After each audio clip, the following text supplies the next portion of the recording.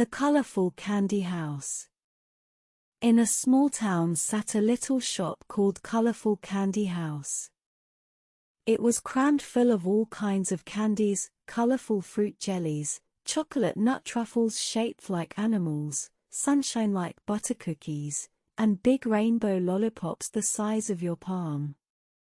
All the children in town loved to press their noses against the shop window and marvel at the magical treats inside. The owner, Kira, was a tall, slender man with sunken cheeks and a sly grin. Each morning he unlocked the door and began laying out his handmade candies.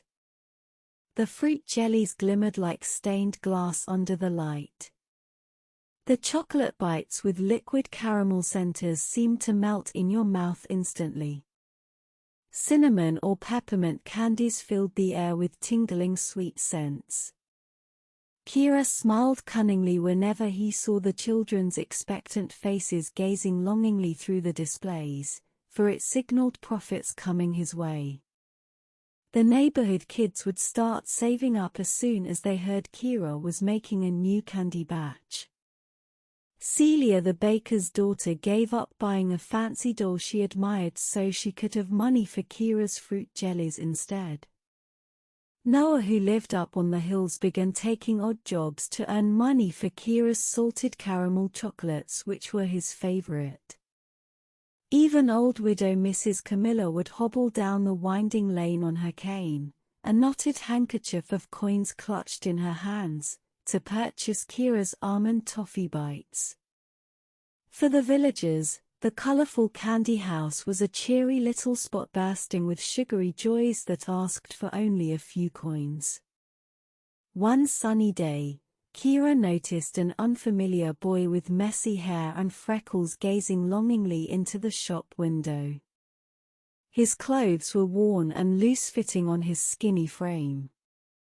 Kira watched irritatedly as the shabbily dressed kid kept staring wide-eyed at all the mouth-watering treats just beyond his reach. He decided to chase off the bewildered urchin who might scare away real paying customers. But when Kira stepped outside and asked the boy gruffly what he wanted, the child stammered his name was Amos and his struggling family had just moved to town. He explained he was supposed to be looking for work instead of attending school, and the sweet scents from the candy shop had caught his attention. Kira looked him over with contempt but then had a brilliant idea. He could put this naive boy to work for cheap. Kira hid his sly excitement and feigned nonchalance as he brought Amos inside to discuss employment. He gave Amos a quick tour of the kitchens and back rooms before offering him a meager wage in return for menial labor. Amos' eyes shone with eager relief and he thanked Kira profusely for the opportunity. After the boy left, Kira chuckled to himself, thinking what a half-wit he could easily exploit. In the weeks after Amos was hired, he arrived at the shop every morning to clean and prepare for opening while Kira enjoyed sleeping in late. Kira scolded Amos harshly for every minor mistake but also occasionally offered him candy bonuses out of false generosity. "You're a real hard worker, very trustworthy for your background," old lady Camilla once praised Amos in her creaky voice before hobbling out the door. Business improved greatly with Amos' help and Kira grinned thinking his little scheme to underpay the fool was brilliant.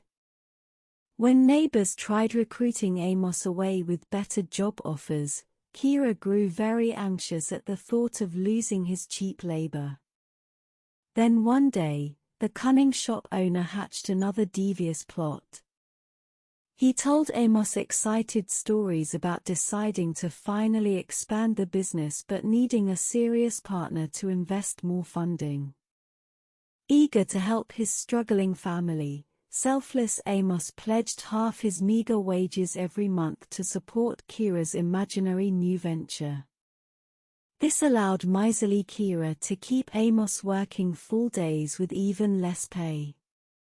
As months passed, Kira trusted Amos with opening the shop and overseeing operations while he slept in most mornings.